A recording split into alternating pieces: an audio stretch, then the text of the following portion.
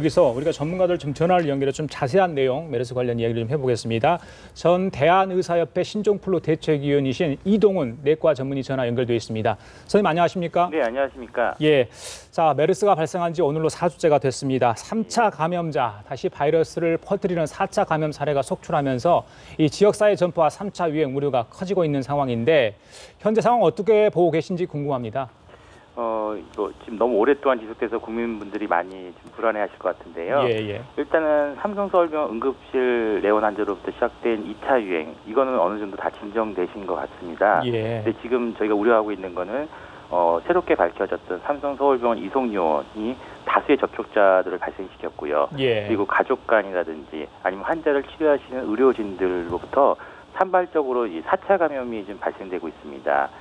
이 중에서 가장 중요한 게 삼성서울병원 이송요원이 굉장히 다수의 접촉자를 발생시켰기 때문에 그렇죠. 이 수준이 과연 어느 정도 수준인가. 예. 그리고 이미 메르스라는 사실을 많은 국민들이 인지하고 계셨기 때문에 예. 내원하셨던 분들이 어느 정도 자기 방어를 하셨는가. 그리고 환자나 보호자 노출이 어느 정도 수준인가에 따라서 얼마나 많은 감염자가 발생할 수 있는지 결정될 것 같습니다. 예. 실제로 35번 환자가 1,500명 이상의 접촉자를 발생시켰다고 하지만 한 명의 감염자도 발생하지 않은 경우도 있는 만큼 내원객분들이 뭐 마스크 착용이라든지 손 씻기 등으로 자기 보호 활동을 충실하게 하셨다면은 아마 추가 감염자가 최소로 발생되지 않았을까 하고 기대할 수밖에 없을 것 같습니다. 그래요. 예. 네, 지금 응급실 이송 요원도 언급을 해주셨는데 사실 앞서도 1, 2차 감염을 일으킨 이 슈퍼 전파자들이 가장 많이 문제가 됐었거든요. 앞으로 슈퍼 전파자들이 추가로 나오지 않게 하려면 또 어떤 점들을 가장 주의를 해야 될까요? 슈퍼 전파자라는 말이 굉장히 좀 조심스러운데요. 실제로 이제 아직 뭐 다수의 접촉자라고 할 수밖에 없을 것 같고요. 그다음에 지금 앞으로 한 2주 정도 또 추가적으로 좀 또 추가 추이를 봐야 될 상황인 것 같습니다. 이 환자 수가 늘어날수록 그리고 접촉자 숫자가 증가할수록 좀 관리가 어렵고 허술해지는 거는 불가항력적일 수밖에 없습니다. 지금 격리자가 5,000명이라고 그러고 또 삼성서울병원에서 또다시 얼마의 인원이 추가 관리돼야 하는지 가늠하기 힘든 상황이거든요. 이게 완벽하게 관리될 수 있는 상황이 아니니까 정부라든지 그리고 국민분들 그리고 의료계 모두 하나가 돼서 이 상황을 극복해 나가야 될 것 같고요. 아직까지는 이제 지역사회 감염이라기보다는 이제 의료진 간에 이송요원 간에 이런 전파 양상이기 때문에 국민분들도 너무 불안해하실 필요는 없을 것 같습니다. 문제는 이제 정부가 이 국민하고 의료계를 이제 가다듬고 하나로 만들어줘야 되는데 아직도 정부가 이제 습관적으로 이 진료거부를 처벌하겠다 이런 식으로 이게 처벌, 벌금 이런 식의 접근을 해나가니까 오히려 이제 반발심이 더 나타날 수가 있거든요. 이럴 경우에는 오히려 처벌은 나중에 하시면 되거든요. 그냥 협조해 주십시오. 같이 함께 이겨나갑시다. 이런 말을 하시는 게 오히려 이 상황을 해결하는 데 더 도움이 되지 않을까 하는 조심스러운 생각입니다. 알겠습니다. 자, 국민들 여전히 불안해하고 있는데 감염 경로가 확실하게 밝혀지는 확진자들도 있습니다. 또 주변에 어떤 접촉을 했는지 그 동선이 정확하게 파악되지 않는 부분들도 있고요. 방역에 구멍이 뚫린 것 아니냐 계속 이런 지적이 나오고 있는데요. 지금 아마 역학조사를 하시는 분들이 많이 있는데요. 역학조사관이라고 하시죠. 사실은 우리나라 역학조사관이 30여 명에 불과하거든요. 대부분 또 공중보건의사라고 해서 군인 대신에 가셨던 분인데요. 이분들이 지금도 경무에 시달리고 있습니다. 사실 역학조사를 해보시면은 이게 다 나오지 않는 경우도 많거든요. 그럼에도 불구하고 지금 이분들이 굉장히 열심히 하셔서 거의 실시간으로 이제 경로를 밝히고 있는 상황인데요.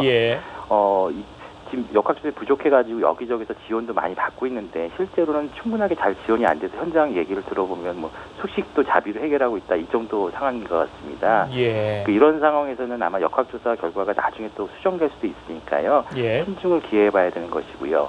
지금 우리가 지금 기대하는 것은 이게 메르스 바이러스가 주로 아래쪽 폐 쪽 깊숙한 곳에 있기 때문에 이게 뱉어내는 게 쉽지 않은 환경이거든요. 그래서 아직까지는 대규모 지역사회 감염은 적었다. 이렇게 보고가 되고 있기 때문에 그것에 대해서 우리가 기대를 할 수밖에 없는 것이고요.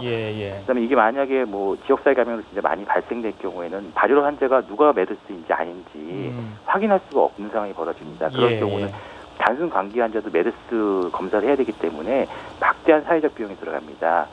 그런 상황을 최대한 막기 위해서는 지금 이 상황에서 막으셔야 되고요.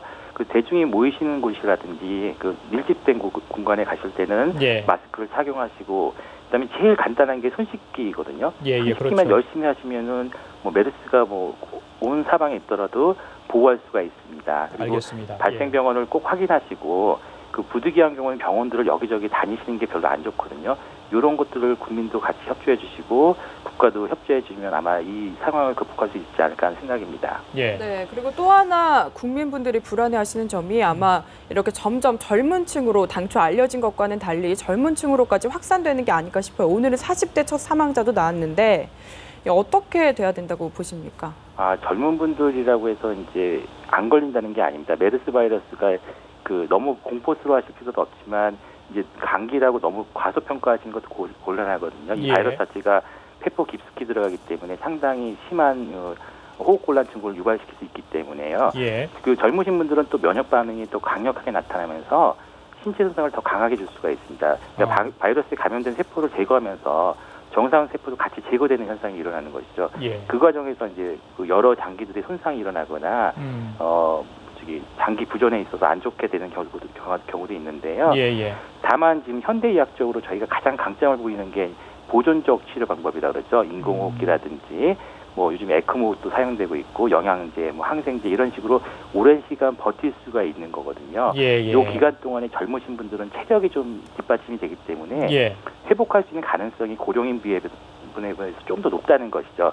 기저질환이 없거나 좀 젊으신 분들이면 좀 회복할 가능성이 높다는 것이지 그분들이 완벽하게 더 튼튼하다 이런 얘기는 아닙니다. 아무쪼록 치료받으신 분이 다 회복되셔서 건강한 모습으로 가족분에게 돌아가시길 기원할 뿐입니다. 그 부분 관리 하나 더 여쭤보겠습니다. 자, 오늘 나온 얘기가 사망자 3명 중에 2분은 기저질환이 없었다. 그럼에도 불구하고 최근에는 이 기저질환이 없는 분들이 이렇게 자꾸 이제 돌아가시는 경우가 있는데 이건 어떻게 봐야 됩니까? 아까 전에 설명드렸듯이 기저질환이 있고 없고가 중요한 게 아니라요. 이 바이러스가 어디까지 침범했는지 우리 몸의 어디 부분까지 손상을 주었는지가 되게 중요하고요. 그래서 단순하게 그냥 가볍게 지나가신 분도 있습니다. 실제적으로 뭐 상기도 감염처럼 감기처럼 앓고 지나가시는 분도 있지만 이게 주로 폐포 깊숙이 들어가다 보니까 폐포 내부를 많이 손상시킬 경우에 우리 보존적 치료라고 하는데 인공호흡기라든지 산소를 공급할 경우 오히려 폐 손상을 더 조정하는 경우도 있거든요. 그럴 경우에는 좀 딜레마에 빠지는 경우도 있습니다. 산소를 주면은 폐가 더 나빠지게 되고 산소를 안 주면은 환자분이 안 좋게 되고 이럴 때 에크모라는 기계를 써가지고 보조요법을 쓰기도 합니다. 이런 그 치료 방법들 모두 다 동원함에도 불구하고 급성 호흡곤란 증후군 자체가 그 예후가 안 좋게 되는 경우가 많이 있거든요. 그러니까 우리가 뭐 항상 조심해야 될 수밖에 없는 상황이고 그래서 메르스 바이러스에 대해서 전국적으로 이렇게 퇴치하려고 노력하는 것이라고 생각합니다. 알겠습니다. 네, 그리고 끝으로 하나 더 질문을 드리겠는데요. 뭐 단정지어서 얘기하긴 당연히 어려우시겠지만 지금 메르스가 뭐 7월, 8월까지 갈 것이다 이런 이야기도 나오고 있습니다. 언제쯤 진정 국면에 접어들 거라고 보시나요?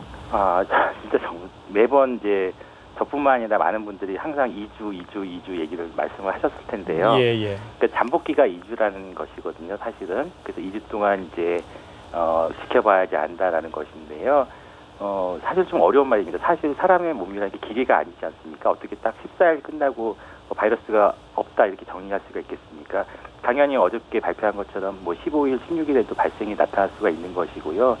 그럴 경우에는 사실은 이제 빨리 자기 몸을 관찰하셔가지고 보건 당국에 연락을 해서 이게 검사를 해주시면 참 좋은데요. 이럴 때 융통성이 좀 필요한데 아시다시피 이번 초진 때도 그런 일이 있지만 14일 지나면 검사를 아마 안 해주실 겁니다. 격리 기간이 끝났으니까요. 그렇죠. 그래서 이런 데 있어서는 참 우리 의료진들이 이제 의사 선생님들이 많이 판단을 하시지 않습니까? 요거는 검사를 해야 됩니다. 그러면은 보건 당국이 이거를 좀 수용을 해주셔가지고 융통성을 발휘해서 검사를 해주시면 이제 좀 더 빠른 이 질환에 대해서 접근이 가능할 테니까 그런 것들도 좀 필요하지 않을까 생각이 들고요. 뭐 다들 똑같은 말씀하실 것 같습니다. 아마 삼성서울병원에서 발생된 대규모의 접촉자분들이 어느 정도 수준에서 발생될 것인가가 중요하고 그게 어느 정도 정리가 되면 이제 어느 정도 큰 규모의 감염들은 이제 해결이 된다고 생각하는데 지금 우려하는 거는 사우디아라비아에서도 그렇지만 이게 간혹 가다가 한두 달까지도 이렇게 조금씩 바이러스가 배출되시는 분들이 있다라고 합니다. 그분들에 의해서 산발적으로 다시 뭐 지역사회 감염이라든지 병원 감염이 재발될 가능성은 항상 있으니까 저희가 주의 있게 보긴 해야 될 것 같습니다. 알겠습니다. 자, 오늘 말씀 여기까지 듣도록 하겠습니다. 지금까지 이동훈 내과 전문의였습니다. 말씀 감사합니다. 네, 감사합니다. 예.